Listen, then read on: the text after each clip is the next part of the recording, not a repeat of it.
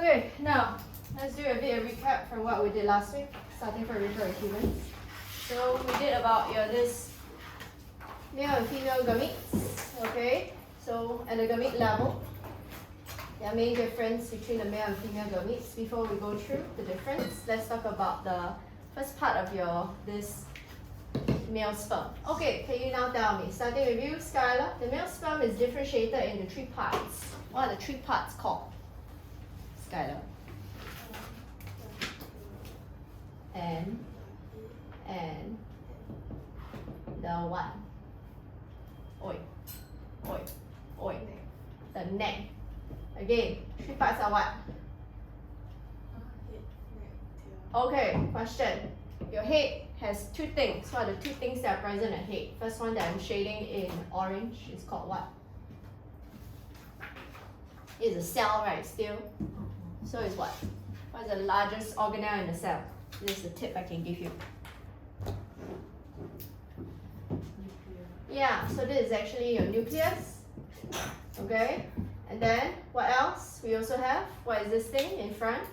Any idea? Start A. Acrosome. Okay, so this is my acrosome. Your neck contains what particular organelle, Raylene? Mitochondria is for what? To release during for sperm to swim towards the egg. Yes, okay. I must complete for you. We're not singing duet now. Next one. Tail is actually the flagellum, is actually to propel the sperm towards the egg. Next one. The egg again is down here. First thing, same thing like this. This is also known as your nucleus. And then, however, your egg actually has 2 types of membrane. What is this membrane called? Can you tell me?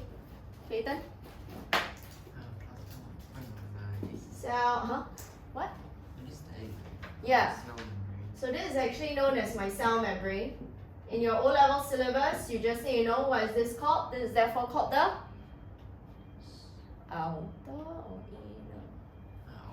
outer membrane.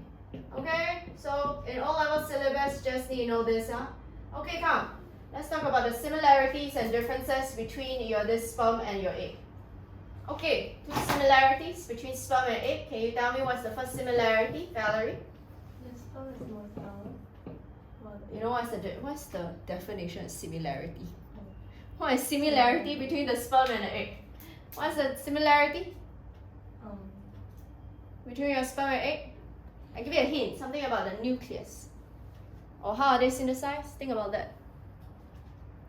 What kind of cell division synthesize the sperm and egg? They both contain 23 chromosomes. Sorry, what can I have? They both contain 23 chromosomes. Okay, if it's this why it's humans, okay, but if it's animals, it's not 23. So question, 23 is half of your 46, right?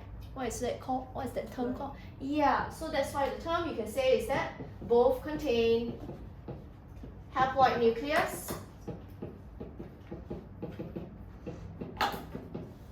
Next one, can you tell me, Skylar, how do we synthesize both kinds of this sperm and egg?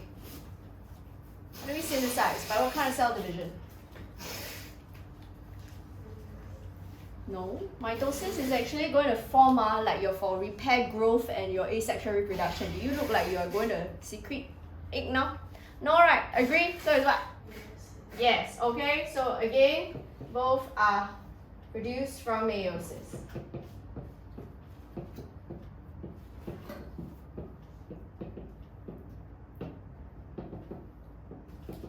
Okay. So again, this is one thing we can take note. Next one, let's talk about the difference. Can you tell me what's the first difference between the sperm and the egg? Sperm has X and Y chromosomes. Contain either or both X and Y inside? Either or X or either X or either Y or both X and Y? Either X. Yeah, so contain either is the keyword. X or Y. Don't please write down, okay? XY chromosomes, okay? So must write either or. Next one, where is this one? Your egg contains X chromosome. how many? 1. Contains 1 X chromosome. Good. Next one, really? Can you tell me what are the difference between this sperm and egg? The sperm has a tail, but the egg doesn't. So what does it mean about the sperm?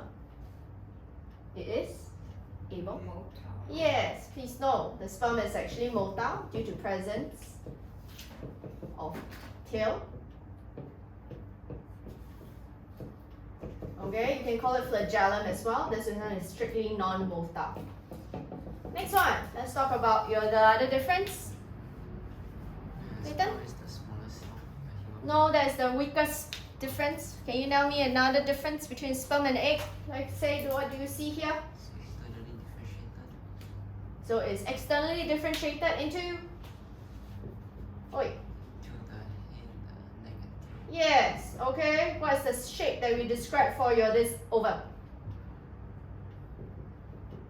Spherical. Yes, okay. So externally differentiated into head, neck, tail. Whereas the other one is spherical in shape. Now I said before, I'll say again. If you want to talk about this sperm and egg, okay, your sperm is actually the smaller cell of this human body. Your egg is the larger cell. It's actually true, but please try to refrain from writing that unless the number of marks actually entails for that. Okay, but regardless, these are the main differences I want you to take note. But today we learn the similarities. Next one, we learn the male and the female reproductive organs, but I want to focus on, again, the first one, which is actually the reproductive organ that synthesizes the sperm, known as the testes. Can you tell me what is actually your testes going to be? What kind of gland? Is it an endocrine gland or an exocrine gland? Or both? So what is endocrine and what is exocrine? Can you tell me? Endocrine means what? Got gland or, sorry, got duct or no duct? No duct. Where's exocrine? So I want to hear the keyword. So now you explain to me why is it exocrine, you will explain to me why is endocrine. So why is testes the exocrine gland?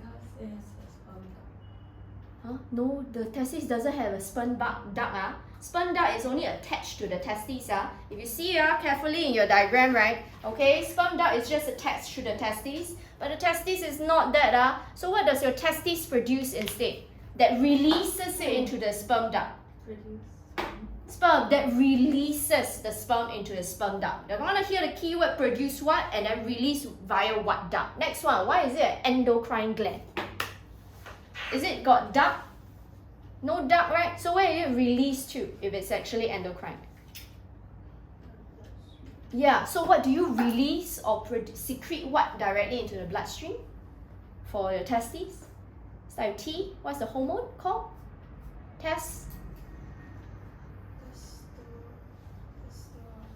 Testosterone. What is the testosterone? It's actually the male sex hormone. For your information, male sex hormone is just to help the males develop the secondary sexual characteristics. Okay, so please take note. So again, why is it an endocrine gland this time? Because it releases sperm. Can you hear me? You always got a script, please. Hello, what is an endocrine gland this time? I changed this up. So it releases what? Produces into where's why is it an exocrine gland? Again the same thing. Hello, produce what and release via what duct? I'm singing duet with you. Then release via what duct? You must tell me that, because if not, I will not give you the full marks. Because the definition of exocrine, it means they release something via a duct. So they release this sperms via what? No, what's the duct called? Do you see this diagram? Do you see your diagram? Cannot see the diagram of the testes? Is the testes directly connected to this sperm duct?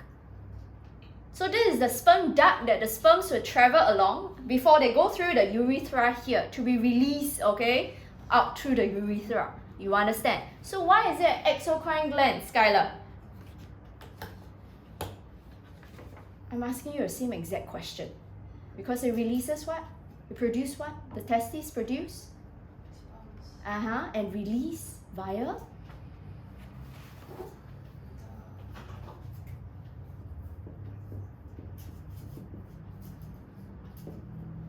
Via what? They release the sperm through what? Is it through the testes? No, it's released through the what duct? Okay. Yeah, please circle. If you cannot see, please circle the structures of your this male reproductive organs that is in your syllabus to know. Number 1, help me circle, okay, the seminal vesicle. Help me circle the prostate gland. Oh, sorry, not seminal vesicle. Prostate gland, no longer in your syllabus. Prostate gland, scrotum, okay. Please help me also circle, alright, the sperm duct and the testes, as well as urethra. Do you see this? Please take note, you are expected in syllabus to know all this structure. So again, this exocrine gland, I need to emphasize, they release substances via a duct.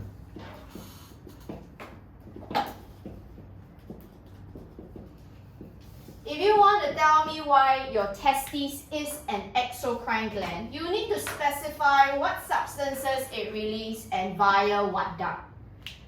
Skylar, for the 3rd time. Why is the testes an exocrine gland? Because? Yes, okay. Just like why pancreas is an exocrine gland. Pancreas. You all know pancreas, right? So pancreas is also both an endocrine and exocrine gland. So why pancreas is an exocrine gland? Because it releases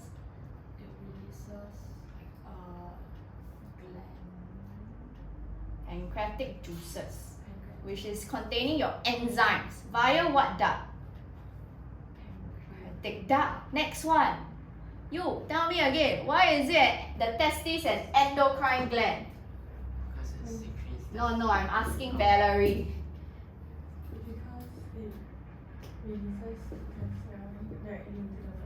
So releases substances directly into the bloodstream. So question, why is a pancreas an endocrine gland? It releases insulin and glucagon directly into bloodstream. Very good. Why is testis an endocrine gland? Why is testis an endocrine gland?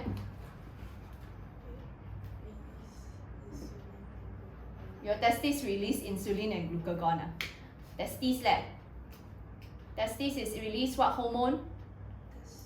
Yeah, so usually, right, this is your hormone. So you have to specify the hormone. Testosterone directly into the keyword?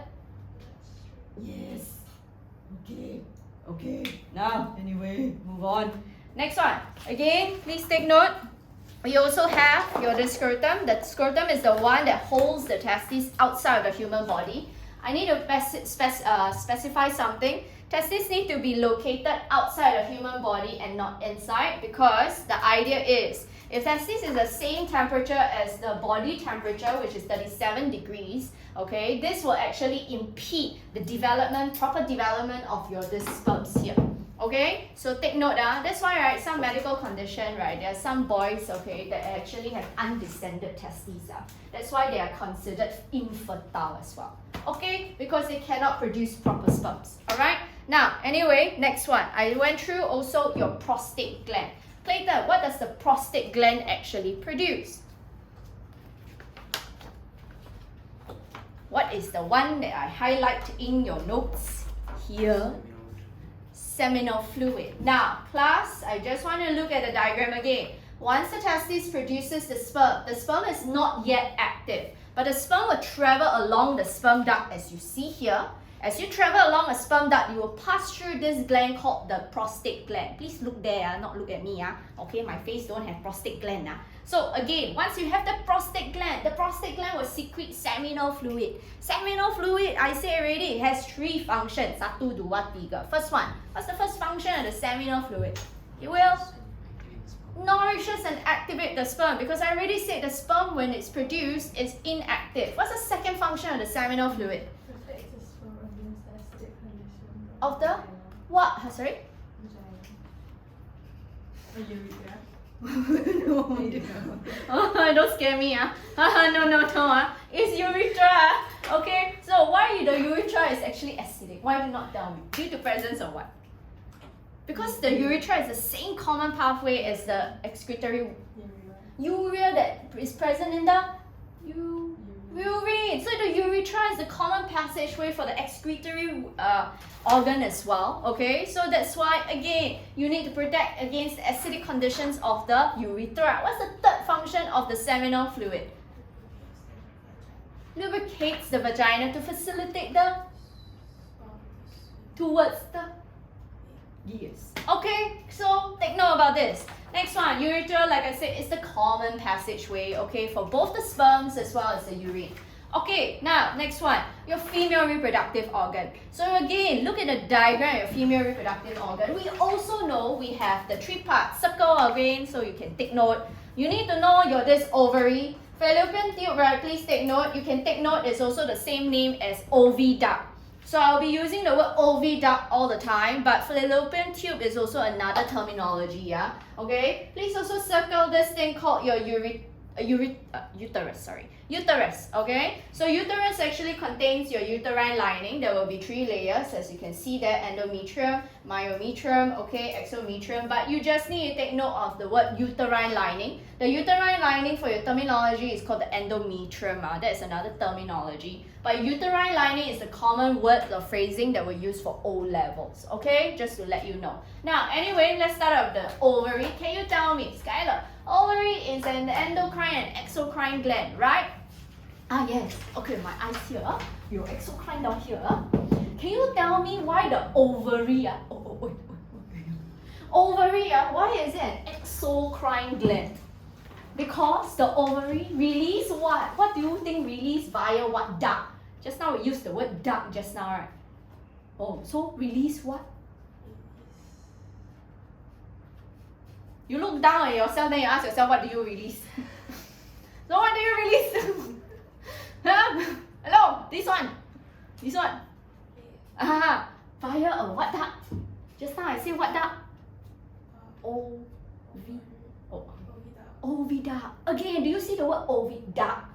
Because it's actually a duct, okay, a tubing. So again, why is your ovary a exocrine gland? Because it releases. Yes. Next one, can you tell me why is the ovary an endocrine gland as well? It releases the main 2 hormones that I say is in your syllabus to know. Estrogen and progesterone.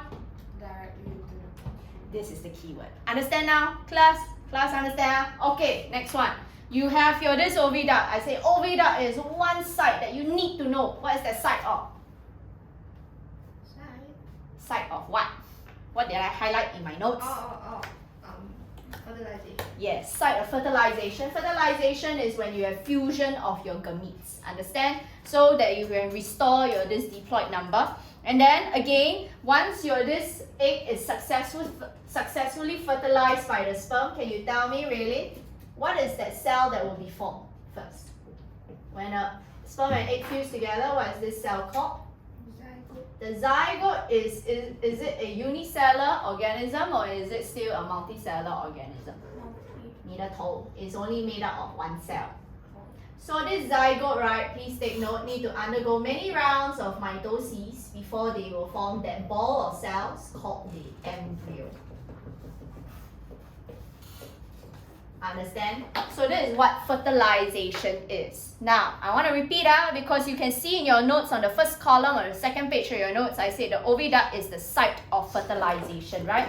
Agree? So site of fertilization between sperm and the egg, you will first form your this zygote. Your zygote will eventually undergo many rounds of mitosis to become your embryo. Now please take note, this embryo, right, will travel along your oviduct. If you look at your diagram on your first page of your notes again to understand briefly, will travel along your oviduct before you enter your uterus here. Because at the uterus is the site of what, Clayton? Implantation. This is where this embryo will implant itself onto the uterus. 知道吗? Okay, you all have a brief idea now. Okay, so again, where is sperms produced? Via what organ? Testes. Where is eggs produced? Via what organ? Ovary. Both of them endocrine and exocrine gland, right? Why is the testis an endocrine gland? Go through so many times already. Because it releases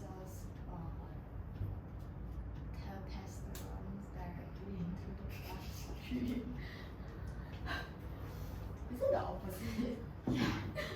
Why is it an exocrine gland. For the love of God, people. Hello, I already have on the board via a duck. So why is your testis an exocrine gland? Because It produces sperms via and releases via. sperm. Okay. Why is the sperm an endocrine gland? Sperm? Oh, why? See, I'm going confused already. Why is testis an endocrine gland? It releases testosterone directly into the vagina. Okay, why is the ovary an exocrine gland? Says the egg via the oviduct. Why is the ovary an endocrine gland? Because it releases progesterone And estrogen directly into the vagina. now you will 知道吗? Okay, please Okay, now next one. Oviduct is the site of what? Skylar? What is this process called? Fertilization. Now, when we fertilize, what is the first cell you form? Zygote. The zygote will develop into this embryo, right? To develop into embryo, you need to undergo a lot of cell division, right? What's the name of the cell division called? Mitosis. Means that each cell, are they genetically identical to each other? Yes. But this embryo, do you think is motile? No. No. So how does the embryo, just now I mentioned, can move along oviduct towards the uterus, right? So how does the embryo actually move along the oviduct to the uterus? Cilia. Cilia lining that is located along your oviduct. Cilia is very similar to what? The hair-like structures in your trachea. So again, your cilia is all these cilia-linked cells. So this cilia here will actually will start to sweep your this ovum, okay, towards this uterus for implantation. Understand? Clear? Clear now? Okay, so this is what I went through last week. So at least we get that settled. Now, I need to talk about what happens during, or how does, again, a human actually undergo reproduction. So this is always dependent on the female, because the female is the one that produces the eggs, okay, that is actually on a fixed day period called the ovulation period. But this is under this thing called the menstrual cycle. Now, I just want to bring your attention here. This is on this patient notes where you see your menstrual cycle. For this again, female, every menstrual cycle, right, every female actually has, okay, a fixed number of eggs that is still immature. But the menstrual cycle is meant to, again, mature a certain egg for release during this ovulation.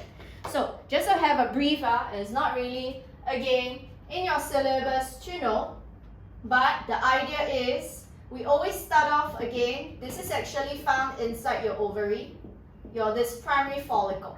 The primary follicle is actually the egg that is yet to be developed, okay? It will contain this egg. Let me just draw it properly, sorry. So it will contain the egg that is yet to be developed, but after it matures, okay, it will form what we call your Graafian follicle. So this is actually the mature, it will contain the mature egg. This is within this ovary, okay? So this Graafian follicle eventually will undergo release. So you release this egg. This process is actually called ovulation. Ovulation is the process where you actually release the egg. It's actually on a fixed period of time before, again, it will eventually develop what we call your corpus luteum, which is not really in your syllabus to know. But what is in your syllabus to know is this: when ovulation occurs. Now, the entire menstrual cycle, as you can see, is an average of 28 days, but it doesn't mean that it must be 28 days. Okay, very different females actually have different range of menstrual cycle. Can be 21 to 32 days, okay, depending on whatever your lifestyle is. But again, one thing, because on 28th day, usually on the 14th day is the average period of time in which ovulation will occur. Now, so I want to draw something so we can take note, but I just want to bring your attention to this picture notes where you have different hormones of your female reproductive cycle that develops this again primary follicle and this entire mature egg, okay, to be released during ovulation.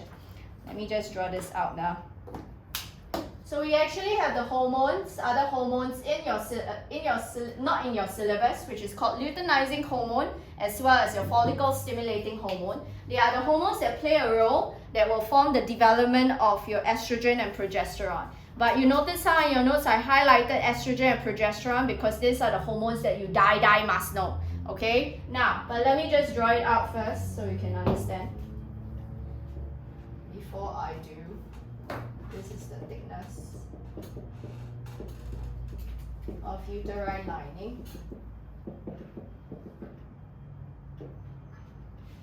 This is the number of days. So the thickness of uterine lining, right, again, it will start to decrease. So this is at day 0. And then it will increase because some females will actually fall off.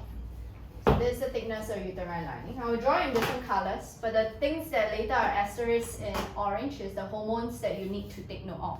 I'll show you the relationship between the follicle stimulating hormone, estrogen, luteinizing hormone, and progesterone. But I repeat, you are only expected in syllabus to know estrogen and progesterone. Now, first thing is, we start off with this menstruation period. So menstruation is actually an average of 5 days, but I already said different females actually have different menstrual cycle, okay? So this is actually where the uterine lining will first start to shed. Okay, so during the start of day 0, okay, this will actually this will actually secrete the first hormone, okay, or stimulate the secretion of first hormone called this follicle stimulating hormone. I'll write an acronym because it's not really in your syllabus to know. But I have in your notes as extra, your follicle stimulating hormone has 2 functions. Number 1, your follicle stimulating hormone will actually stimulate your primary follicles that's found inside your ovaries to start to mature and develop into your Graafian follicle. Okay, so this is the first one. It will cause your primary follicles to start to mature. But not only that, this will also stimulate, okay, stimulate the follicles, okay, in the ovaries to start to secrete this other hormone called your estrogen. This is why all these hormones are relevant. So it stimulates estrogen secretion here. Now estrogen has 3 functions, right? Valerie, what's the first function of estrogen? Causes the repair and growth of the uterine lining. So that's why you notice how during menstruation the uterine lining has already shed and decreased. So the estrogen, that's why I label as number 1. Okay, you can actually draw this out. So again, it will cause the repair and growth of the uterine lining. Understand? Second, so you can actually draw this out so you can know what's the relationship of this hormones. Second thing is, what do you see is the second row of estrogen?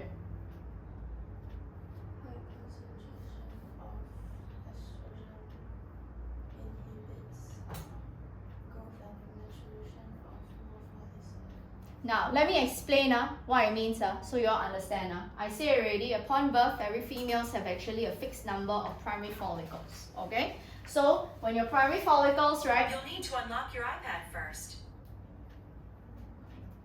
So again, when your primary follicles actually start to, again, mature, you don't want all the primary follicles to mature into your Graafian follicles because every menstrual cycle, you only release 1 egg. You can't release one whole bunch of egg at one time because after that, you undergo what? Menopause. Okay, so again, for this one, you only want 1, okay, primary follicle to mature into your Graafian follicle so you can undergo release of only 1 egg. So that's why, imagine throughout the period of time, more and more estrogen will actually be secreted. High concentration of estrogen will actually inhibit secretion. High concentration of estrogen will actually inhibit the development of more primary follicles. This is the first one.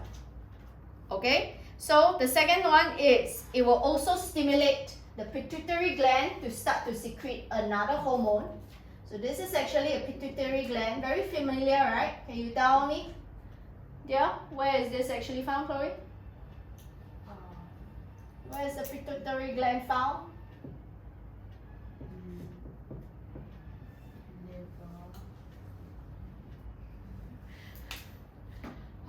No, it's not. Really? Can you tell her where is it found? Hypothalamus? Hypothalamus is hypothalamus. Oh. But it's in the It. brain. Okay, pituitary gland is found in the brain. Do you know which chapter do you also learn this word called pituitary gland? Eh? No. Which chapter? Tell her. Nervous system? Neither. No. It's your excretion. ADH. ADH also secreted by the pituitary gland.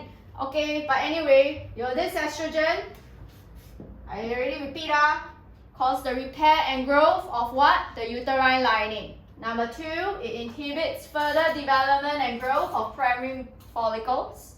Number 3, it also stimulates the secretion of this luteinizing hormone.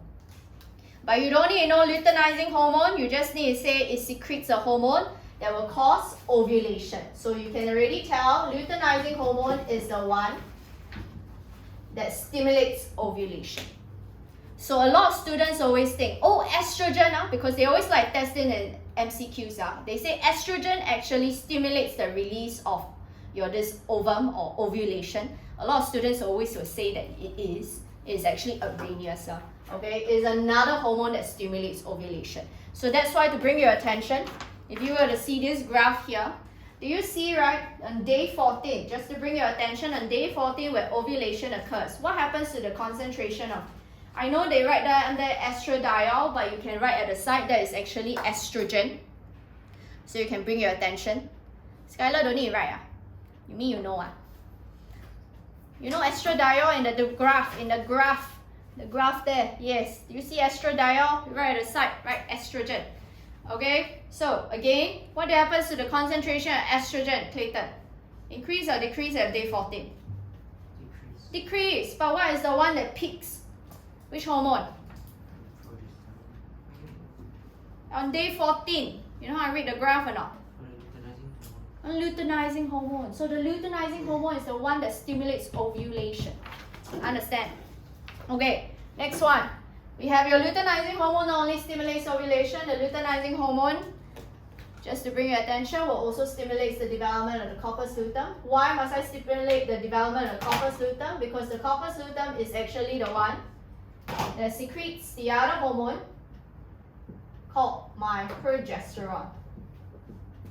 And corpus luteum is found in your ovary. That's why you learn the ovaries secrete progesterone as well. Okay, so again, from here, what does your progesterone do? Progesterone has actually 2 main functions. Number 1, what do you see there, Valerie? Did I ask you star last week? Maintains the thickness of the uterine lining. So thickens, help me write in front of the word maintains. It thickens and maintains the thickness of the uterine lining. You do not stop there, elaborate with effort. So what is it, Valerie? To be well supplied with blood vessels preparing for the implantation. So keyword that I bold and underline, to prepare for implantation of the embryo. What's the second function of the progesterone, Skylar?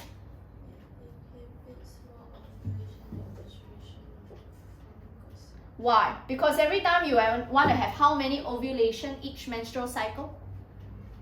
How many ovulation do you want each menstrual cycle? Only 1, right? Agree? So, however, I need to prevent this from undergoing further ovulation. So that's why the first one is the progesterone will prevent further ovulation. What did I also say? Prevent further mature of, so further maturation of follicle cells. So that's why this will also inhibit this.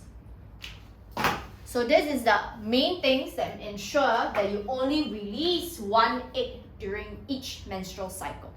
Okay? So the hormones you are expected to know are estrogen and progesterone. This is how these are related. Clear now? Okay, so let's go through again so you know what's the function. So whenever you have each menstrual cycle, 1 primary follicle will start to mature to become your Graafian follicle. Okay? So what's the first phase of your menstrual cycle? Your menstruation. During menstruation, the first hormone is released called follicle stimulating hormone. So this one is meant to stimulate the primary follicle to mature into a Graafian follicle. Why must this actually occur? Because of two things. Number one, this will allow for the release of estrogen. Understand? Without this, estrogen cannot be released. Clear? Now, so estrogen has first row. 1, 2, 3. What's the first row of estrogen that you see I label as 1 here? No. What's the not thicken? The keyword is what? Use the keyword. It will? So repair and grow. Please take note if you want to change your verb. Okay. So repair and grow the uter. Number 2. Inhibits growth and maturation Of more follicles. cells. Next one. Oh, stimulates the pituitary gland to release the hormone that causes. Ovulation. Wow, you can fertilize yourself. Then only reproduction already. Wait, what do you want more follicles? You only want 1 follicle.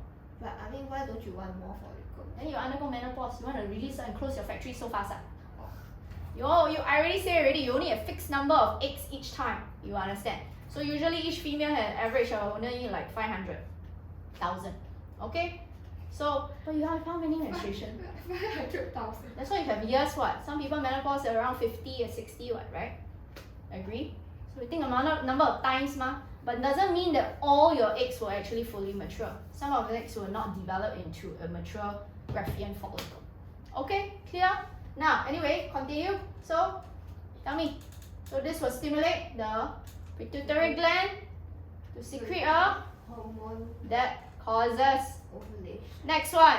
So once you release this hormone that causes ovulation, okay, this hormone will also cause the ovaries to actually secrete a progesterone hormone. What's the first function of the progesterone hormone? Oh.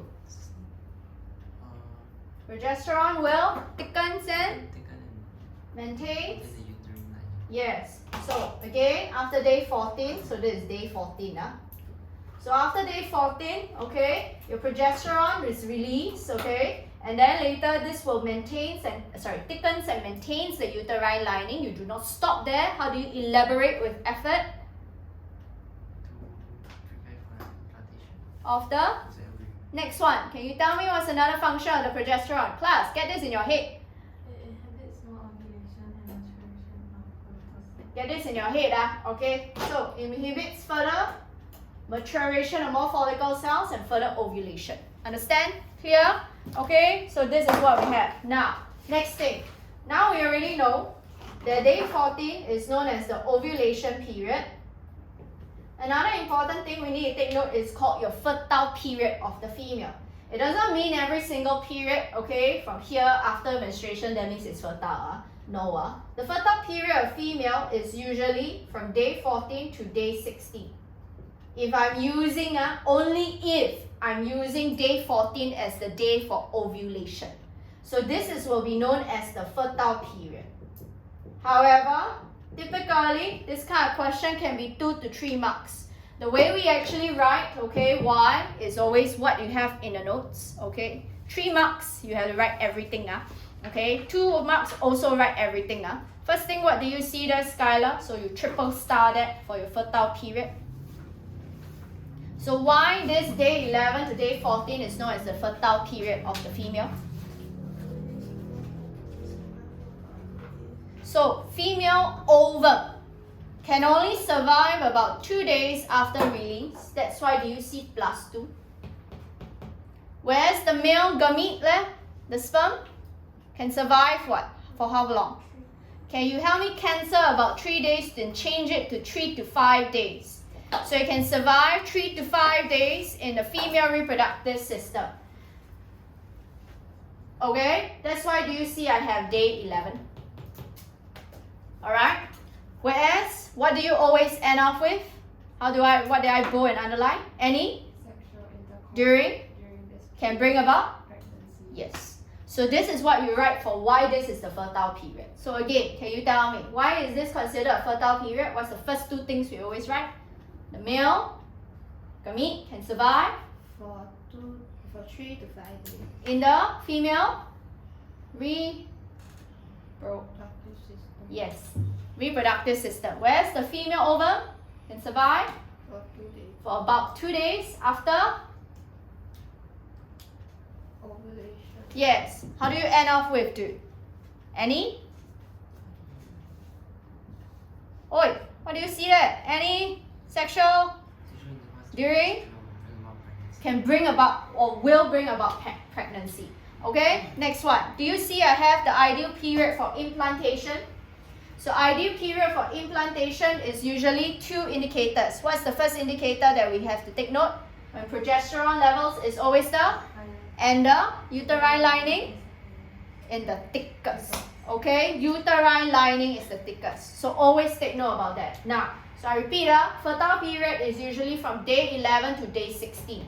This is only if your this ovulation is 14. So my question is, if I say my ovulation period is day 16, what will be the fertile period of this female?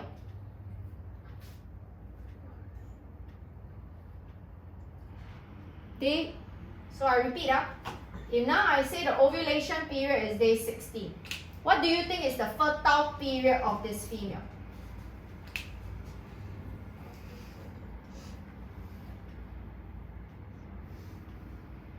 Why is it minus is what? Why minus 3, can you tell me? Male sperm can survive for 3 to 5 days. So that's why you always minus 3 plus 1. Why must plus 2? Female can? Yeah, so minus 3 is what? Yes. Plus 2 is what? Yes. Understand? So please, okay, class, know how to actually fit. Okay, anyway. So take note. Next one. What happens actually when we actually have a female that is pregnant or not pregnant? Based on this graph, can you tell me, Chloe, do you think this female, okay, if I will tell you, is actually pregnant or not pregnant? Was there successful fertilization in this female? Yeah. But the uterine lining is starting to drop after day 28. If she actually have a uterine lining, the thickness of the uterine lining starting to drop means she's starting to have miscarriage. Okay? Then you see hospital, go hospital already. Okay? No. So there are actually 2 indicators. Let's look at what happens if there is no successful fertilization first. So, again, do you see on this page on your notes if no fertilization actually occurs? So again, can you help me just write 2 indicators to take note what happens or what are the indicators you look out for if no fertilization has occurred? Do you see the heading?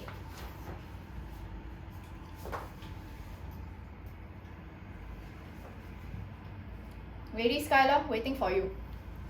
Found it? Okay.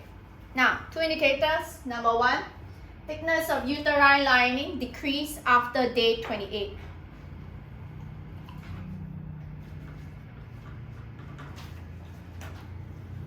Another blur one. Clayton, Mr. Sir, can you flip?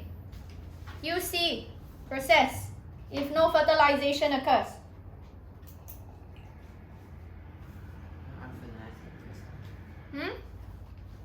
Do you see the heading? I just write down the 2 indicators to know, to find out. So sometimes in questions, right, they will give you indicators to showcase that this female is, again, not pregnant. So first indicator is thickness of uterine lining decrease after day 28.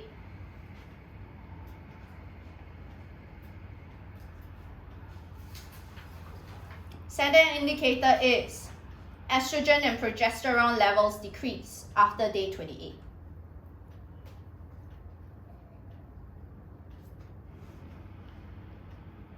Estrogen and progesterone levels decrease after day 28.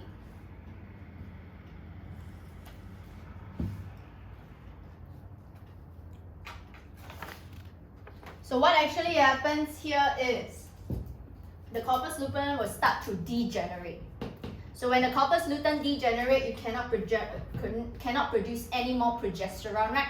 Agree? Skylar, what's the function of progesterone? What's the number 1 function that I label here? It will thickens and maintains thickness of the uterine lining. You continue to not elaborate with effort for the implant of the embryo. Again, with more fluency and charisma. So it's what?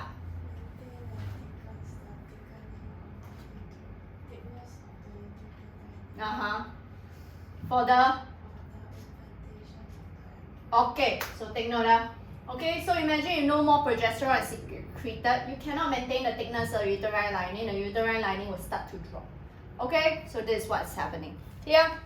Now, anyway, so moving on. So what happens if there is like no fertilization? So once it drops, the whole entire female menstrual cycle will start to repeat itself again. So it will undergo menstruation again and will undergo repeat of itself. Clear? So this is what happens. Anyway, what happens if there is successful fertilization? So can we actually flip here? I know I have that for you, but I use this flow chart to showcase what happens. But can you help me write 2 indicators to know there's successful fertilization at the site? So 2 indicators are, number 1, thickness of uterine lining increase and maintained even after day 28. I repeat, thickness of uterine lining increase and maintained even after day 28. Second indicator you can write is estrogen and progesterone levels remain high. Estrogen and progesterone levels remain high.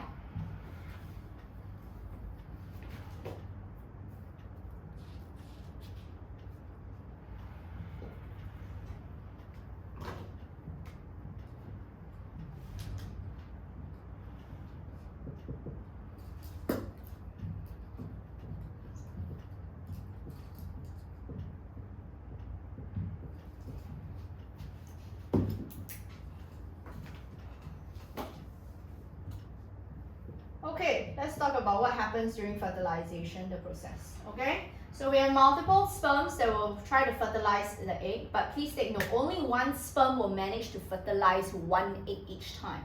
So what happens is, you remember your sperm, if I will zoom in again, your sperm actually will look something like this. Right in front of the haploid nucleus, what do we have, Chloe? Acrosome. That's why you see on your this, what column of units is it?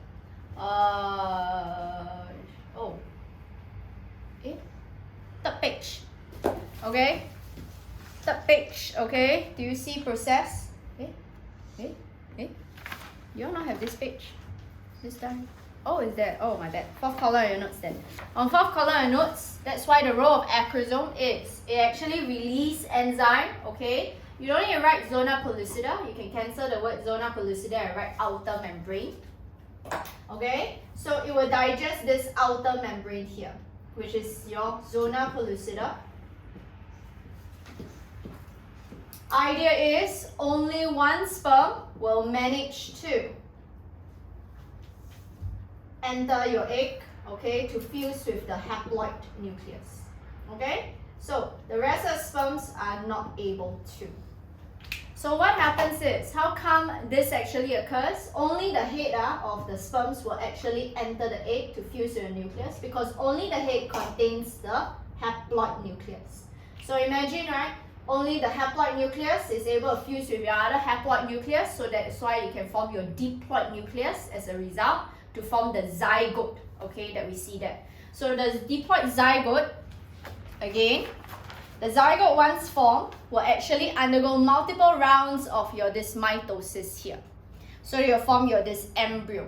Your embryo is swept along your oviduct via what again?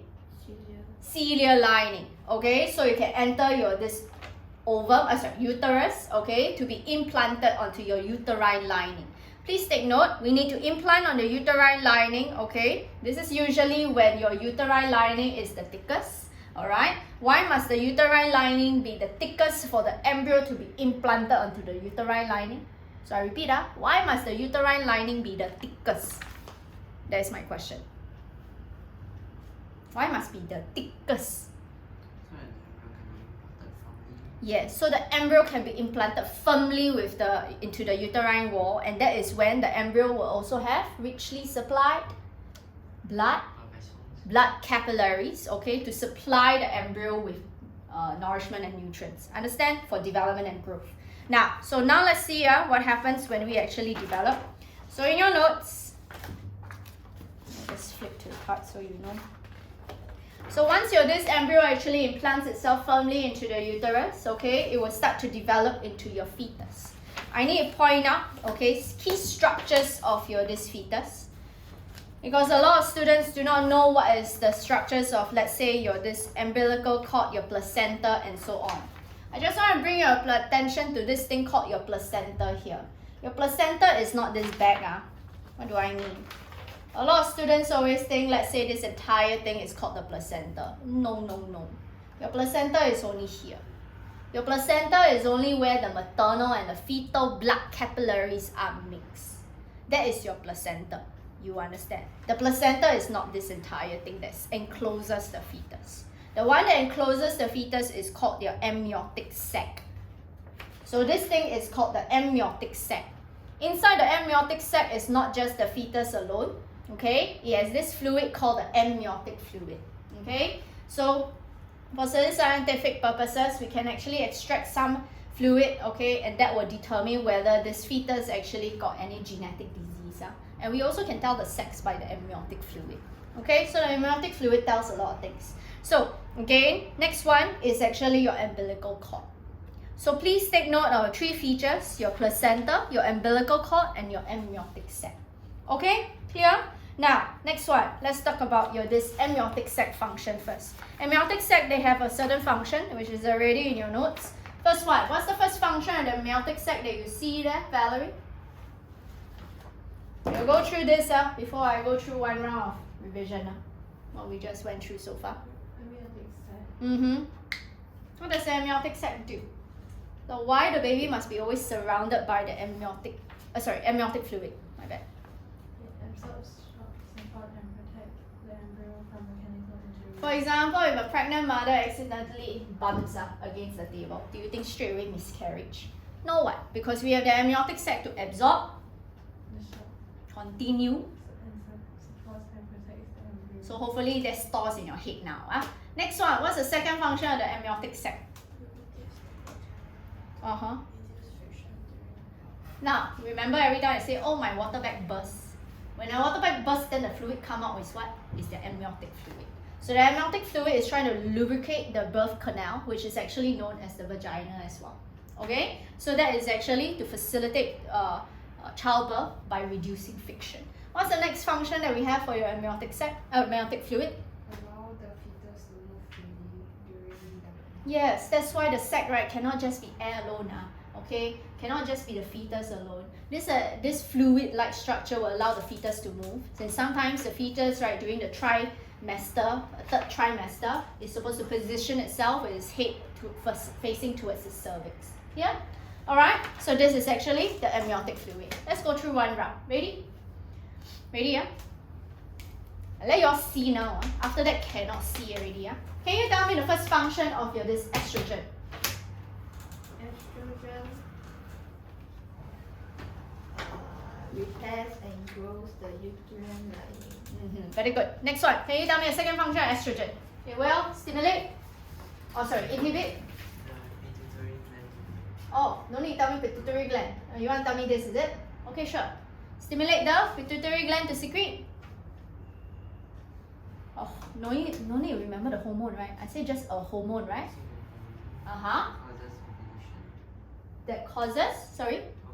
Yes. Next one, what's another function? Inhibits growth and maturation Of more follicles. cells. Next one, what's the first function of your progesterone? Thicken cells.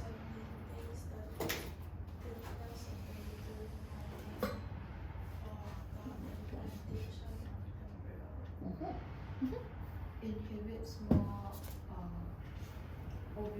and further growth of your. follicles. Very good. Next one. Can you tell me? We have your this placenta. All right. Your placenta will actually have your umbilical cord connected to your fetus. Fetus is surrounded by one particular fluid called what? Amniotic fluid. Amniotic fluid. What's the first function of amniotic fluid? It lubricates the vagina To facilitate. to facilitate childbirth. So by reducing. Friction. Yes. Next one. What's the next function of the amniotic fluid? Like I said, I let you all see first. After that, no see. Sorry? Remove freely. During pregnancy. Next one. Absorbs shock, support, and protects the embryo from mechanical injury. Okay, next one. Can you now tell me? Because this woman is actually pregnant, right? Agree? So, what are the indicators for pregnancy or successful fertilization?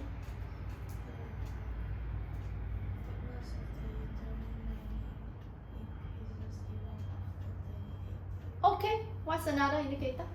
Estrogen and progesterone levels remain. Very good. But what if she's not pregnant? What is the indicator? Thickness of uterine lining decreases after 28 days. Okay, and then what's another one? Clayton? Estrogen and progesterone level decrease after 28 days. Yes. Okay, clear? Flip now to the first page of your notes. I get ready, let's summarize a bit before I move on. Still got placenta. Okay, starting from you, can you tell me what is one similarity between sperm and egg? They both contain haploid Very good. Can you tell me one difference between sperm and egg? This is either X or Y chromosome, but the egg Contains. is one X1. Very good. Name me another difference between sperm and egg. Sperms are motile and Egg. egg is not. Name me one similarity between sperm and egg. Both are produced by. Both are produced by males. Very good. Next one. Can you tell me for your this testis, is it an endocrine or exocrine gland? Both. Why?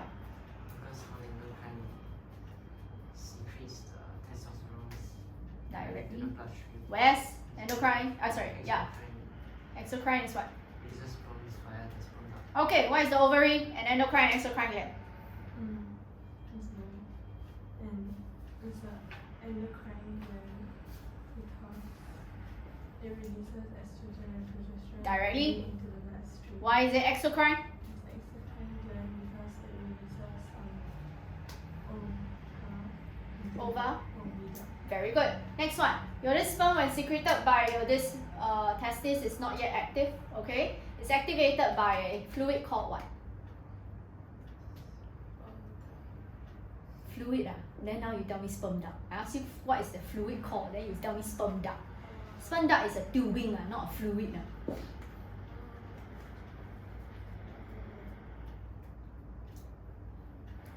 That fluid is actually on your fourth column of the first page of your notes. Called what?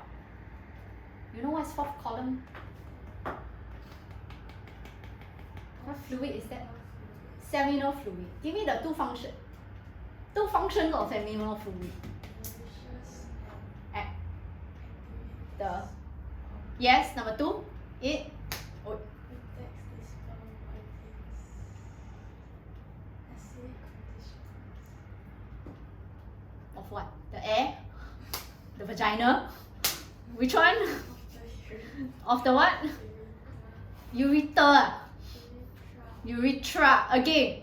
What's the next? What is the function of the seminal fluid? Okay. Name me another function because you look. Lubricates what? To facilitate the. Yes. Okay. Next one. Can you tell me what is the purpose of your oviduct?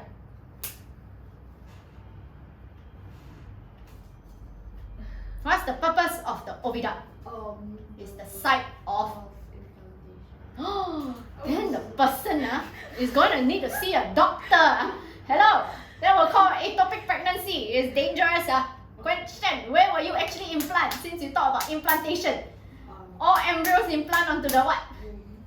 Womb. I also know womb, but you cannot write womb here. Hello. So it's called what? Start U. Urethra.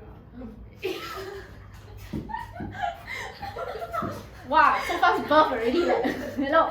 Not urethra, huh? You wanna excrete the baby, Hello, please no, Okay, no means no, Please, can you now tell me?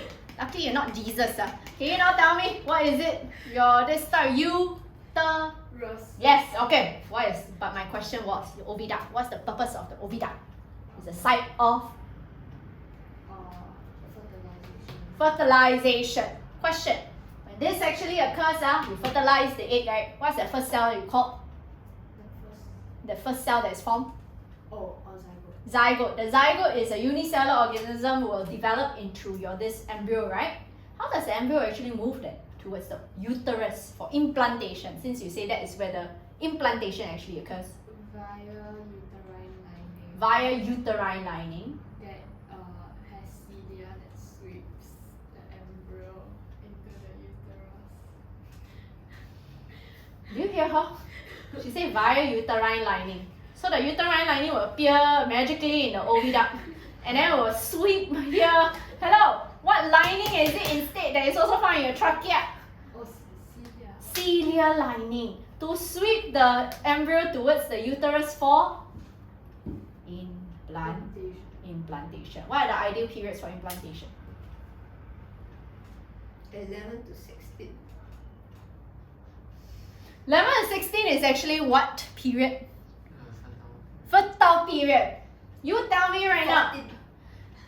14 is ovulation. Enough. I'm saying the ideal period for implantation of embryo. She already released the egg already. That's why got embryo ma.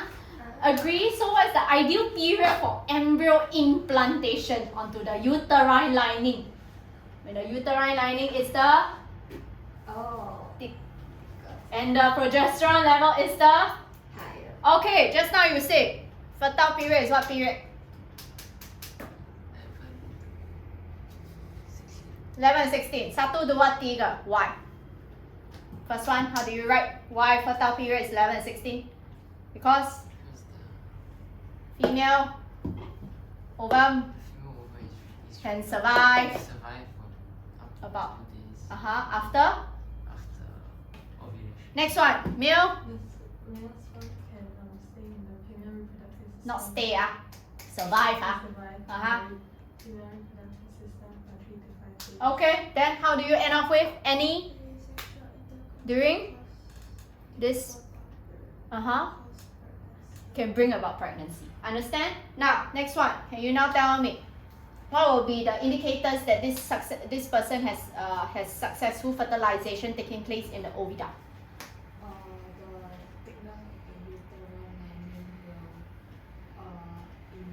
The thickness of the uterine lining will increase Thickness of uterine lining increase after 28 days. after 28 days. Another indicator. Estrogen and progesterone levels will be high. Okay, question. When your this sperm actually fertilize your this egg, what is the purpose of acrosome? You just went through what? Just now. So acrosome secretes what? To do with what with this outer membrane? That's why you see outer membrane disappear. Any idea? Acrosome secretes 你的多 acid, enough acid your body not acidic enough. So question, do you see in your notes? This is actually on your second page of your notes if I'm not wrong. 4th column. What does it do? Enzymes Oi, continue. to break down the outer membrane and disperse the follicle cell. Yes. So it breaks down the outer membrane and disperse the follicle cell. So again, which part of your this sperm will only enter the egg to fuse with the haploid nucleus? The sperm is externally differentiated, right? These 3 parts, alright? So which part will only enter? The acrosome. The enzyme. The head. Yes, the head, which contains the haploid nucleus, alright? That's why the sperm is always decapitated. So what's the first cell you synthesize? Whenever you want to actually, after fertilization, what's the first cell that is formed? Called? Zygote. Zygote. The zygote will develop into the embryo, alright? Agree? Question. Oh, I never Oh yeah. So once we actually develop, okay, you will actually start to form this fetus, okay, at this uterus. Question: can you tell me, Clayton? At your fetus, right? Your fetus is surrounded by this fluid. What is this fluid called? Amniotic fluid. The amniotic fluid has purpose, right? Satu dua tiga. What's the first function of the amniotic fluid? Oi. People, why you're flipping? So again, Protects the fetus against shock. absorb, Absorbs shock, absorbs shock and protects and supports the fetus against mechanical shock. mechanical shock. What kind of shock? What is a mechanical shock? You mean a fetus shock, man? Inside? No, right? Agree? So it's what? Again, mechanical injury. Yes, like for example, the mother accidentally just bump against the table, and she won't get miscarriage. What's the second function? Allow the fetus to move freely. During development. Development. Very good. What's the next function? Yes. Okay, so this is the function now. Okay, clear now? Next one. We need to continue. So we also have the function of the placenta. Placenta, is it the entire thing that surrounds your this fetus? No. So your placenta is the region where what? What is the region? Where is the region in the female reproductive organ? Above the fetus. Is where your this maternal and fetal blood capillaries are located. Okay, there are functions of the placenta. Let's go through right now. First function of placenta, usually I'll consider bullet point 1 and 2 the same. Okay, so what do you see as bullet point number 1, Raylene? Provides dissolved food substances and oxygen from the mother's blood. To the fetal blood. Understand? So this is the first function that you see there. Not wrong, okay? Because you need to supply the fetus with nourishment for development. But we also will allow, what do you see there? Metabolic. Metabolic waste products to diffuse from the fetal blood capillaries to the mother's bloodstream. Yes, okay? So you can see here, you need to have this exchange because your fetus will also undergo respiration. So you will also produce metabolic waste products like carbon dioxide and urea. Understand? Next one, what do you also see there? Get ready, yeah? I'm going to ask, you all should know, I'm going to do cross topic now. Oi, take that. What is the next function of this placenta? Allows? Yes, that's why, right? Do you know the case where sometimes mothers had this COVID-19 and then later the fetus that were born were called COVID babies? Why are they called COVID babies? Because they actually have natural antibodies against COVID-19, okay, during the mother's pregnancy. Because again, antibodies can actually diffuse across the placenta. Get ready, yeah? 1, 2, 3, 4. What's the first function of antibodies so you all can write at the side of your notes? The number one function, I want to hear the number one function we always write for exam. I made you all chant so many times already. You should get imbibed in your brain into your head already. Induce agglutination of yes, to increase. Very good. So always write number 1. Induce agglutination of pathogens to increase rate of phagocytosis. So you can use this as studying material. You can write beside the antibodies. You all see the antibodies here? And right beside that, you can use that in your sticky pad. Okay? Enough? Not enough? Not there. Come on. I thought I got a lot extra. Don't have already, meh? Come on, this is enough.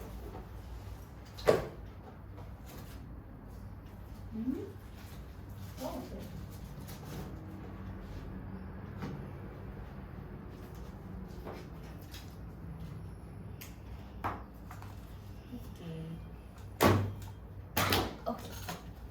Okay, ready? Antibodies number 1, you can write induce agglutination of pathogens to increase rate of phagocytosis. So again, functions of antibodies. Induce agglutination of pathogens to increase rate of phagocytosis. Skylar, enough time to think? Not enough. But I went through this. Under transport in humans, it's impossible for me to hear you say don't know. Another one, when I ask you, do you think all the antibodies will actually bind and cause induced agglutination for pathogens? No, right? Some of them just Don't know what I'm talking about? Why not ask you? If you have COVID-19, okay, and then you recover from COVID-19, and a mere 3 days later, do you think you have exposure to COVID-19, you will get COVID-19? No, right? Why? Why are you immune? Antibodies, they confer what?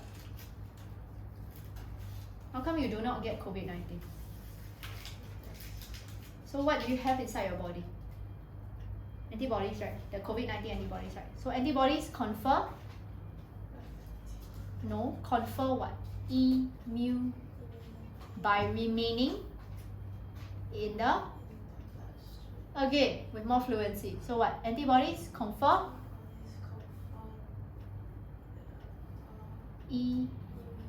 By yes. Okay? Antibodies confer immunity by remaining in the blood.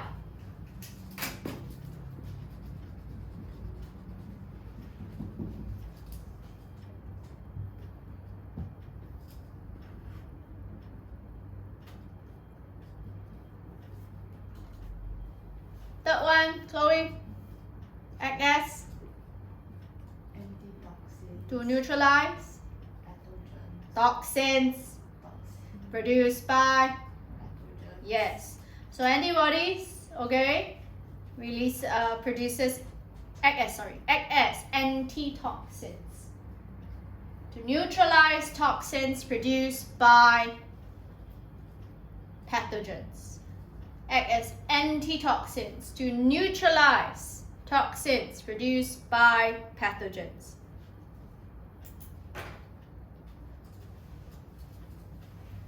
Next one. Break down something. Cell of bacteria. Which organelle of bacteria? Antibodies break down cell membrane, cell wall, ribosome. You antibiotic or antibody? Hello? That's antibiotic, right? Oh, Antibody or antibiotic? Antibody. So they break down cell membrane of bacteria, causing cell lysis. Okay? So next one, they break down cell membrane of bacteria, causing cell lysis. Please know the functions of antibodies. Huh? Okay, Clayton, what's the next row for your this placenta? Produces progesterone, which maintains the uterine lining. Yes, because after that, right, your corpus luteum will degenerate, okay, even though this female is pregnant, okay, your this ovary, okay, no longer will be able to produce progesterone. So it's actually this placenta that takes over the role in the production of progesterone. What's the role of progesterone again? Can you tell me? Why must your this? But this time it's not for implantation, right? So it's actually to maintain the thickness of uterine lining during prep. So imagine, right, if the uterine lining, right, where it holds the fetus, it will actually decrease during the pregnancy. The mother will undergo what? Yes. So that's why you still need to maintain the thickness of the uterine lining. Understand? Next one. You notice what do you have for the last function of your placenta provides?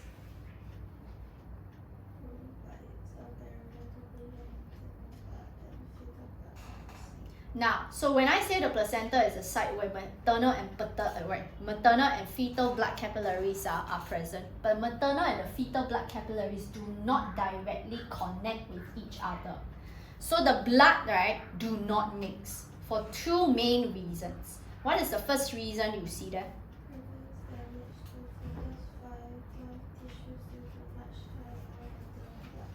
Do you know what you are reading? Do you understand what you are reading? You don't know.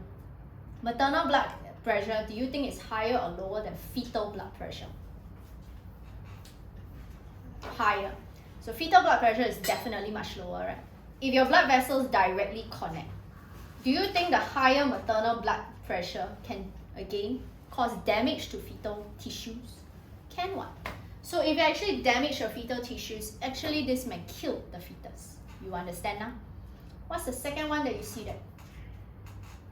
Prevents agglutination due to different blood groups of mother and fetus. Okay, so for example, let's say the mother is blood group O, the fetus is blood group A.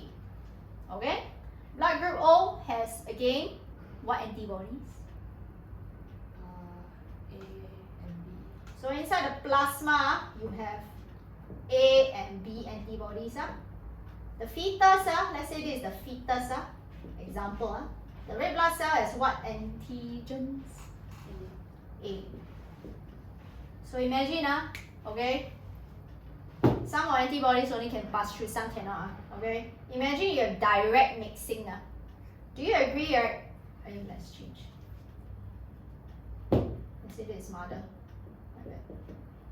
This is fetus. Okay, so if you have direct mixing, do you think your this fetus blood group A, antibodies A can undergo agglutination with the mother's red blood cell? No. Then the A will actually bind. Oh wait, that's the antibody. Yeah, so antibodies can undergo agglutination with the A antigens of the mother's red blood cell, right? So will that actually be detrimental to the mother? Yes, right? So imagine, if you have direct connection between the blood vessels, this may actually cause tissue rejection. So we do not want that to happen. So again, why you cannot have the direct mixing of your maternal and the fetal blood vessels? What are you talking about? Why you must always have a placenta to prevent maternal blood and fetal blood from mixing? Prevent agglutination of blood if fetal and mother blood are different blood type. Sure. Second, For the you zone out. What is the first function besides the agglutination? So I'm talking about why the maternal blood and the fetal blood cannot mix. So why maternal blood and fetal blood cannot mix at the placenta what's the higher blood pressure of the mother? maternal blood may damage the Fetal. tissue. Yes, very good. Okay, clear? Get ready, First function of the placenta. Tell me right now. Get this in your head. Oi. So it's to allow digested and oxygen. Oh, not directly the same, but it's the same essence. So allow digested food and oxygen to diffuse from where to where? Diffuse from where to where? mother's blood to the fetus. And then what else? Allows metabolic waste product To to diffuse from the fetal blood capillaries to the mother's blood stream. do you understand what it means? What you're talking about? The direction really matters. Okay. Next one. What's the next function of your this placenta? Allows. Allows metabolic waste to 讲了 never hear. You zone out also. 讲了 so it's what? Allows antibodies to diffuse from the mother's bloodstream to the fetal blood capillaries. sure. Question. What's the main function of antibodies? Induce Agglutination. Oi, why must you see? Induce agglutination of what? Nitrogen. To increase rate of Photosynthesis. again Induce agglutination of pathogens. of pathogens to increase the rate of photosynthesis. Please understand what you just said. Okay, continue. Next one. What's the next function of placenta? Produce progesterone to maintain thickness of uterine lining. Produce progesterone to maintain thickness of the uterine lining. Very good. Continue.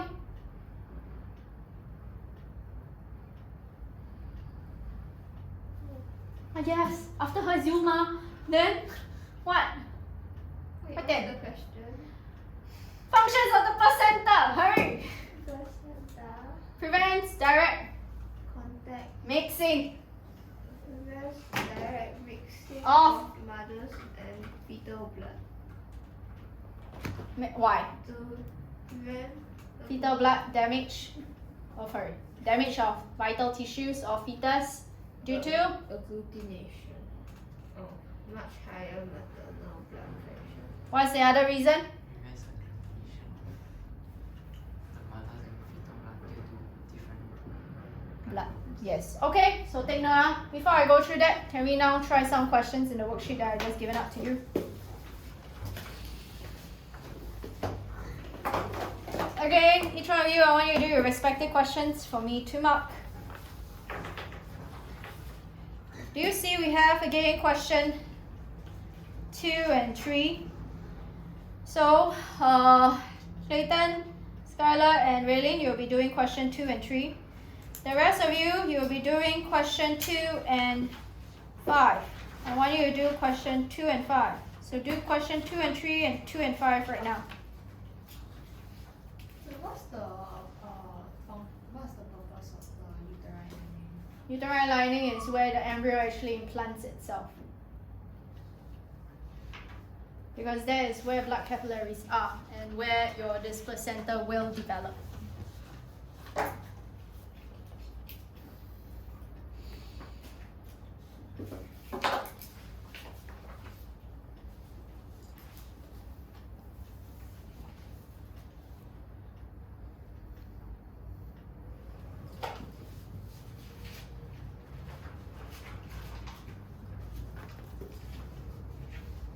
So repeat. Everybody do question 2.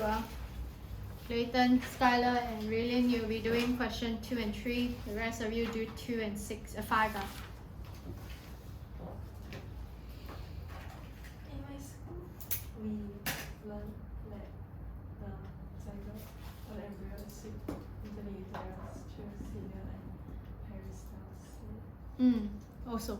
Is peristalsis child? Yes, peristalsis is also possible. Okay, this UV duct can actually contract, okay, to squeeze it forward. But mainly it's the cilia that actually transports as well. Not wrong.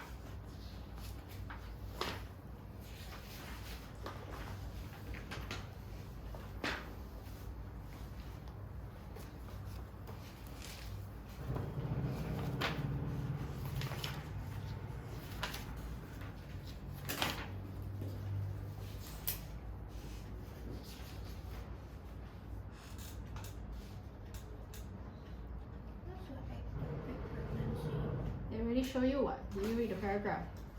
No paragraph. Really? Oh. One structure.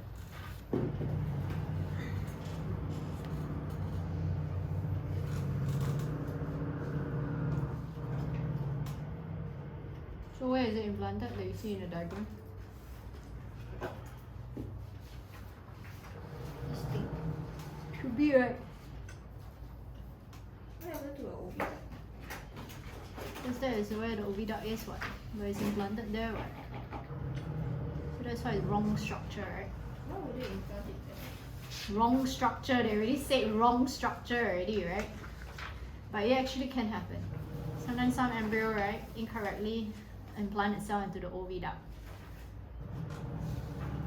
Which just now Chloe wanted to say what? The site of implantation ma. But it actually can implant. Okay, when it implant, right, it's ectopic pregnancy. This kind of ectopic pregnancy, there's no choice but to actually remove. Okay, because that will actually be detrimental to both the mother's health. Okay, so we definitely must terminate that pregnancy. There's no chance of saving the child.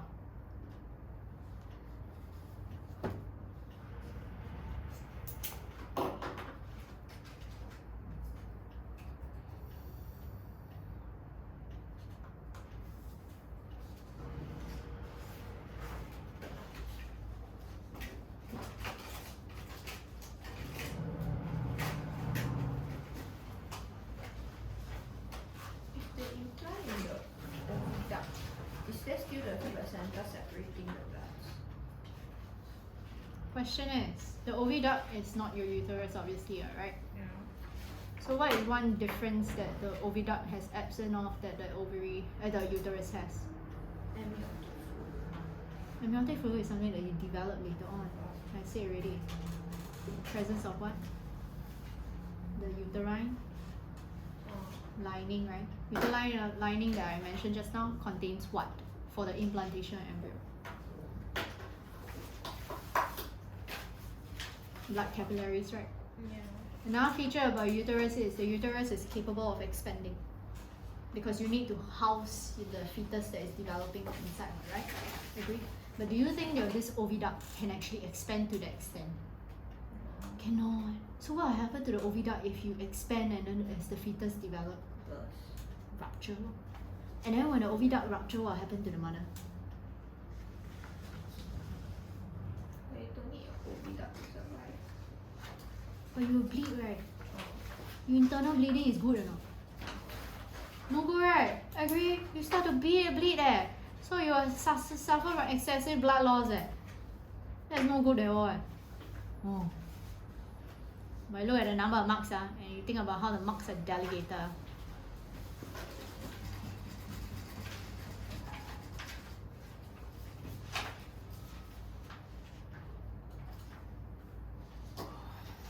Again, try question 2 and 3.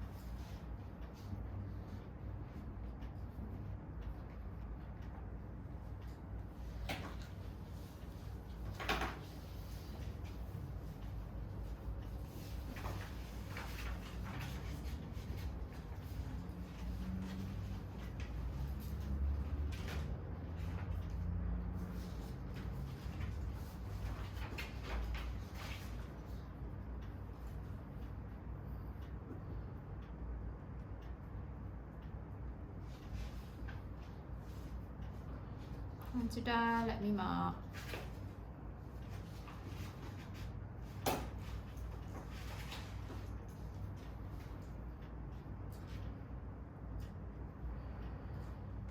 Oh, Valerie, I got extra green tea. Do you want?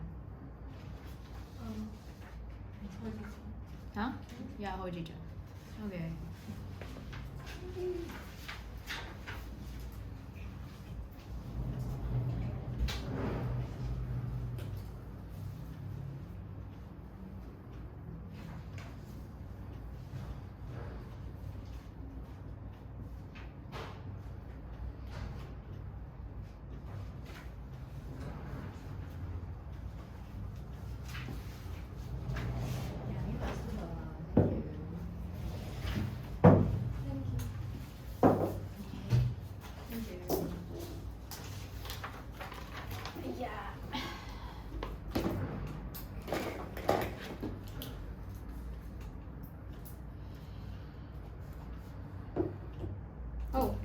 plural is, do you know what's the plural for testes?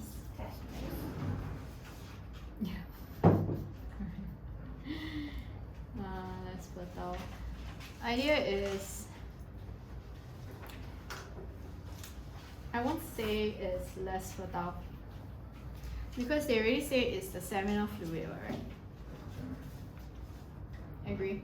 So seminal fluid is supposed to nourish and activate the sperm, right? So when you say that here, not sperms will die. Okay, the idea is that they are less activated because there's less energy that is released for respiration. Remember, a sperm, the neck has many mitochondria. So how do we activate? It's because that fluid nourishes, so it contains all the nutrients that is needed for the sperms to actually undergo cellular respiration to release energy so they can be motile. That's the idea. Oxygen, they will die. But eventually they will have what? The oxygen will be released, There's always atmospheric oxygen, In your body you also got dissolved oxygen, Agree? So the idea that is that, okay? So that's why we use the word nourishes. So the less fertile. Yeah, sure. But the idea you never tell me is because it's less motile.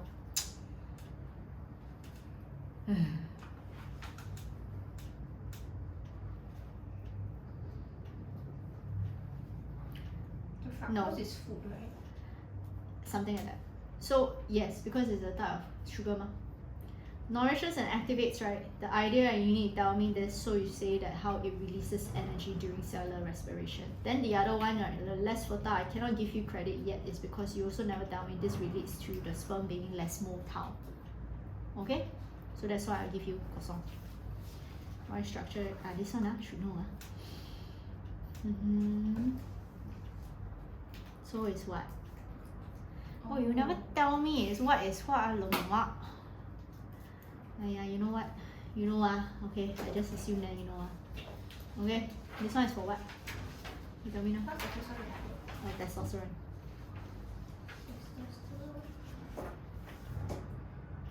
You don't know? Endo. Endo. Then this one is exo. The other one, the sperm is exo. Yeah. I give you 2 marks. Okay. Okay. X. Oh, I'm very particular because I see a lot of schools also very particular. When you want to show me this, they don't do in space. This is an empty space, okay? You must draw on the line or anything along the line to showcase it's on the uterine lining. You don't have here, because in the middle is a space. Later I'll show you a video for sexual reproduction, okay? Because again, uterus, okay, must have hollow space, because this is where the sperms will swim and later find an egg to actually fertilize. Clear? Alright, so take note. No, cannot. Got some. Okay, next one, they say how this ectopic pregnancy could endanger the mother and the child. It is not unable to expand. It will definitely expand, no matter what. But the oviduct will rupture, and this will lead to excessive bleeding from the mother. Not internal bleeding. Excessive bleeding will be a better word, because it show you how this is going to cause failure. Affect the kid? The kid will no matter what undergo miscarriage. When the kid is just the mother. Because when it rupture, then you can no longer form the first functional placenta that will rupture and die. So if it didn't rupture, they can form a placenta at the oviduct. Then eventually the mother will still die. Then the mother die, the fetus die. Right? So that's still the case. So take note. Okay, who else then? Yeah. Thank you. Sperm duct, urethra, testes. Do you know what's the plural of testes? Tell her. That's Spell. TESE. Okay? Okay. There will be less seminal fluid. Hello, did they say less seminal fluid? The question didn't state less seminal fluid. And then Skylar, your problem right now, you tend to write very big surface level kind of answers. It doesn't show depth. It doesn't show elaboration with effort at all. You look at the number of marks, it's 2 marks here. Next thing is, they already say it's low fructose concentration in the semen. That means, right, the seminal fluid has less fructose. Did they say less seminal fluid? No. So you write less seminal fluid, I cannot give you credit. Then the idea is, you think about this, you have less fructose. The idea for fructose is a sugar. What do you think this fructose it needs to do for this sperm? What do we always say the seminal fluid function is? To nourish and activate the sperm. Why must we say nourish and activate the sperm? What do you think the fructose is for? It's for the sperm to what? Release? How does it swim? Does it need energy? The neck piece of a sperm, right, contains a lot of what? What organelle? Mitochondria, right? So you need to release energy. Where is that? How do they actually allow this release of energy? For what process? So fructose is needed for what process to occur? Cellular respiration in order to release energy. Understand? And then, right, you never tell me how would this affect his fertility. So is it going to be more fertile or less fertile, this fellow? So this guy will be less fertile, or is his fertility decreased because his sperms? Do you think? Not no energy, The idea, you write, okay. Why not you think about it? How are you going to craft your answer? Your this 2 mark answer, because they are just saying how this will affect his fertility. You know there's so many things, right? Do you think you want to squeeze everything into 1 point? No, what? You can separate them if you want, what? So how will this affect his fertility? What do you think is the first bullet point? Because it's 2 marks, ma. So this is using what technique? Keyword technique, right? First one is telling me as his fertility. Next one is telling me what does fructose do to his sperm. So again, what happens to his fertility? Decrease because his sperms are less mobile, right? Agree? Next one. Why? Because if you have low fructose means there's less elaborate with effort. Why less motile? Because there's less release during. Yeah, so that's why. Do you see the way that you craft your answer? Try to think whether you're using keyword technique or the overview point technique. Don't just try to jumble out and just think that, oh, vomit out. That's all. Okay? Endocrine gland secretes testosterone directly into the bloodstream. Produces sperms via sperm duct. Not produces sperm, releases sperms. Produce and release. Keyword. Please take note.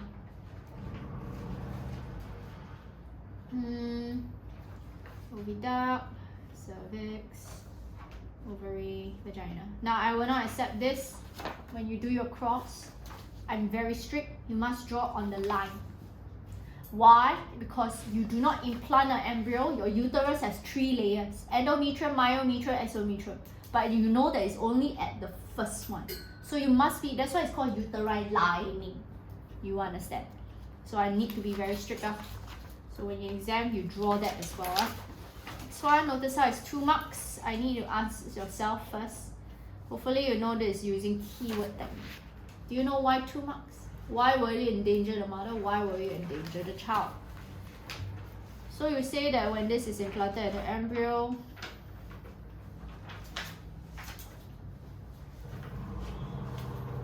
oviduct will burst and rupture, causing bleeding. Why is it bleeding will endanger the mother? That one, endanger the child. You never show me why. The bleeding is the mother, what? Not the child, since the oviduct is the one that bursts, what?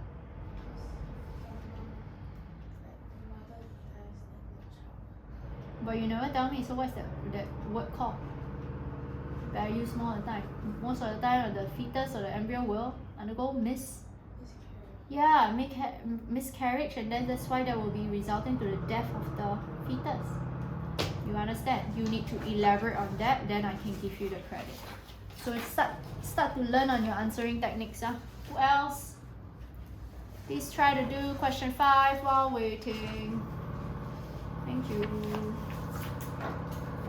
Sperm duct urethra testis. Less motile, fertility will negatively, you don't give me English lah, decrease lah. Okay, but you never tell me why. Why less motile when there's less nourishment? Less fructose means less, then less. Yeah, okay, so you need to tell me that. So 1 mark maximum, understand?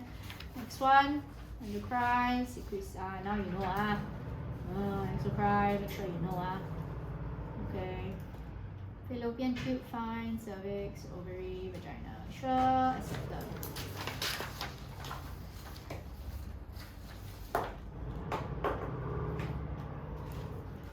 Okay, very well done. Let's see. Day 24. No, it's not what? It's not running because. Isn't it day 21? Or 22? 20 or 22 Where you draw a line? You draw a line. Yeah, what? 21. Hello. You never use ruler? No, accepted. Not accepted. Hey, it's not day 14 Hey, day 14 man. Actually, it starts to increase at day 13 what? Because progesterone right is released right only after the after ovulation right? You see you look carefully day 13 already start to increase already. I can see Lao Shi still not old If I can see it's day 13 that means cannot be day 14 Okay, so got some sketch. Let's see.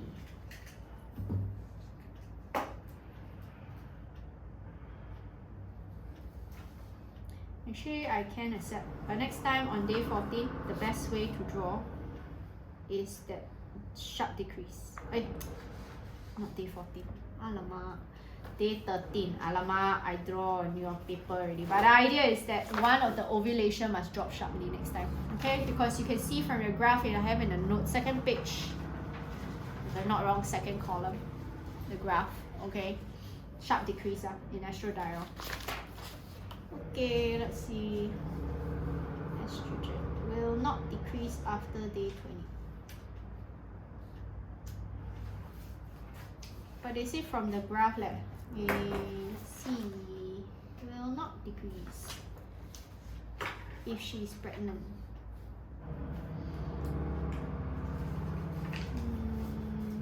Okay.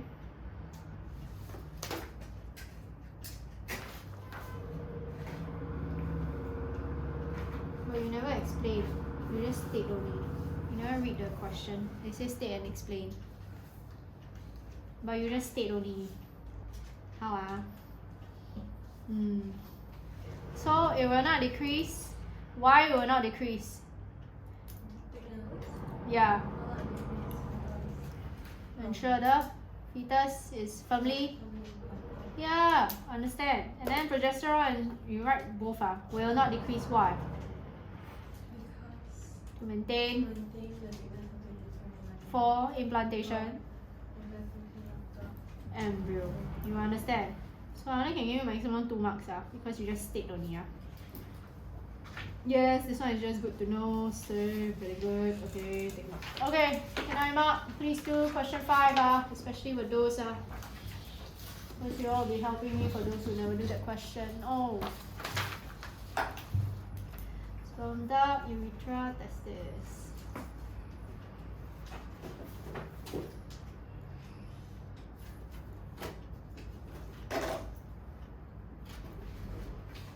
Infertile. I don't think he will be infertile.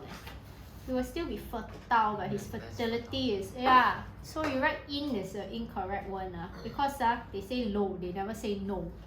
Okay? So, one minute. Yes, increase testosterone directly in the bloodstream. What's a crime? What is the sperm? Good, you should know now. Ovida, cervix, ovarian. Yes. Good that you mentioned that. Let's see. Marks will cause ovida to rupture. It will cause non excessive blood loss. Endangering mother. Fetus will suffer miscarriage and die. You hear what I say, right? That's what you write, right? So hopefully you know next time. Done? You done, let me mark. Please explain. Except for Mm-hmm. X is the amniotic fluid, right? Mm-hmm. Then is R the uterus? Amniotic sac. Yeah.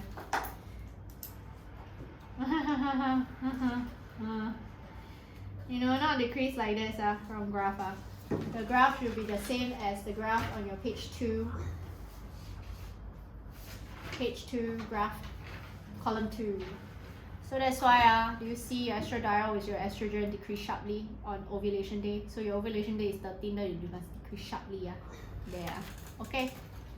Next one, estrogen, progesterone remains high. Reason why, maintain thickness of uterine lining for what growth? Oh, why? You never elaborate. Why must maintain thickness of uterine lining? For implantation. Yes. Elaborate with effort. Thickness of uterine increase.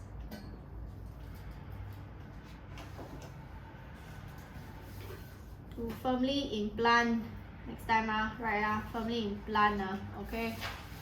Into that. Yes, causal relations, unique follicle cell, sure, accept, answer. See your question 2. Sperm duct, urethra, testes.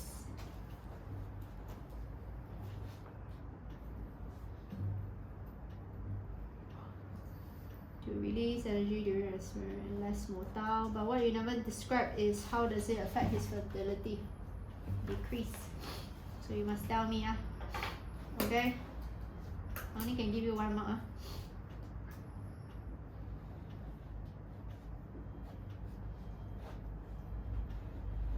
Good. Okay. Okay, I'll go through another 2 minutes. Oh, sorry, 3 minutes, so that the rest of you who never do the other question, I'll be asking you. You help me.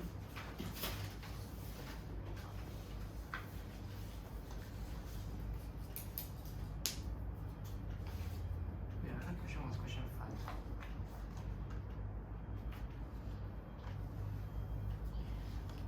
So cool.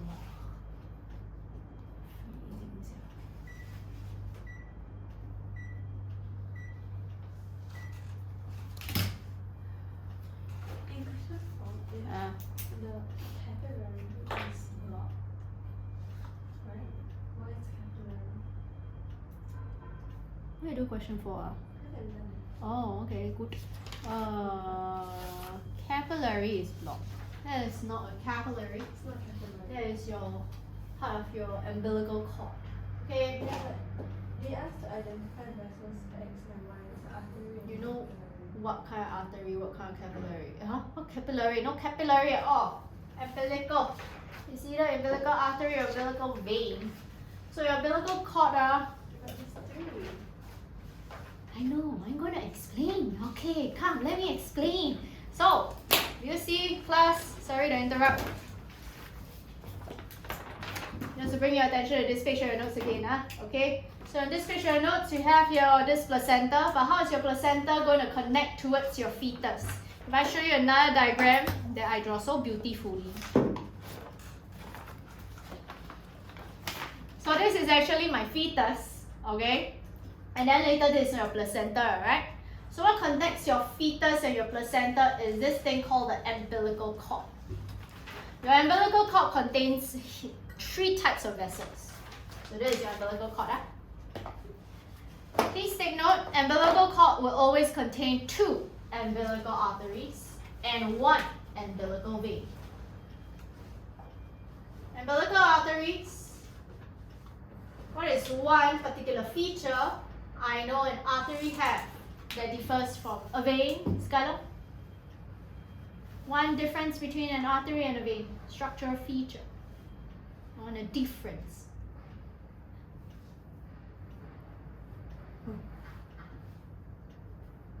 Veins have? They got thin.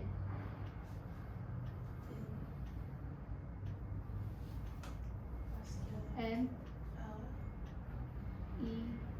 you cannot just say muscular walls, what? Thin, muscular, and what?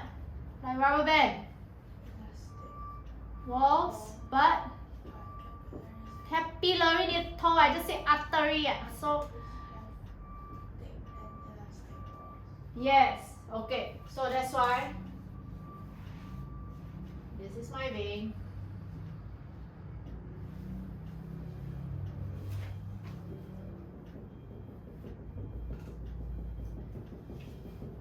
This is my artery.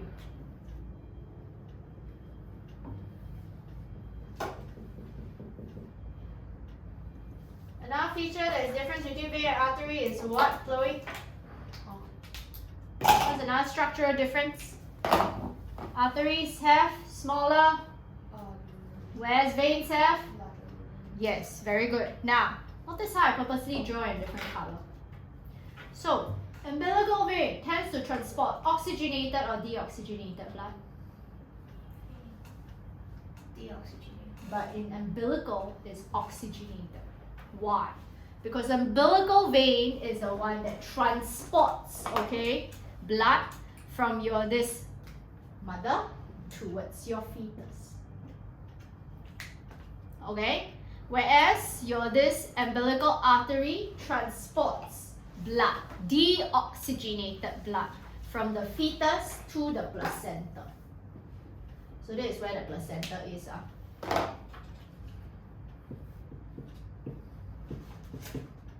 Okay? Which one carries the Metabolic metabolic. waste products. Again, let's repeat. Deoxygenated means what? The waste product. Carbon dioxide and waste products, right? So that's why. So I repeat. Please draw this in your notes because I just realized it's not in your notes at all. Umbilical cord contains 2 umbilical arteries and 1 umbilical vein. I purposely draw like that so you take note, okay? So your placenta is in this direction. Your fetus is here.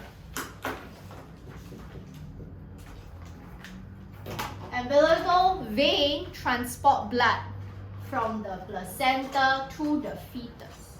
So it will be oxygenated blood. Umbilical arteries transport deoxygenated blood from the fetus to the placenta.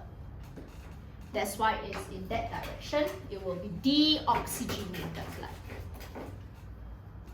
So why is it called arteries then? Because this umbilical part is referring to the fetal heart. Okay? The fetal heart, right? Do you agree this will be transporting away from the fetus heart? So that's why it's called artery. What is that cell of placenta? I never say it's a cell, it's a placenta. I'm just saying this towards the placenta direction. Then that one is a vein, right? Oh yeah, so this is a vein. So vein will transport from placenta to fetus. And then arteries will transport from fetus to placenta. Okay? I'm just showing direction. You know what? I draw like that. Wait, so the vein is oxygenated. Yeah. So that's why you see in your notes, right? Do you see I write down there? So highlight. Veins transport. The umbilical vein transport. Oxygenated blood. How many umbilical veins do we have, Clayton? 2. 2? Really? I draw 2. How many do I have again? 2? Is it 2? Oi, on the board. 3 You should 2. Let me repeat my question again. Umbilical vein, not umbilical artery. Can you clearly see which one is the vein? Vein has what? Skylar, tell him. Thin, non-elastic. thin, elastic, and muscular walls. One umbilical vein, how many umbilical arteries, dude? 2. Okay, so take note. Ah. So umbilical cord always contains these 2. Clear? Okay, anyway, because of time, I can't be able to go through that. But homework will be question 4. Alright, as well as the remaining questions that you all never do, which is question 2, 3, and 5. So 2, 3, 4, 5. Please make sure you complete them by next week. Next week when I see you, I'll be doing the disease related to your reproduction in humans. And with that, I end off here today. Please sign before you leave.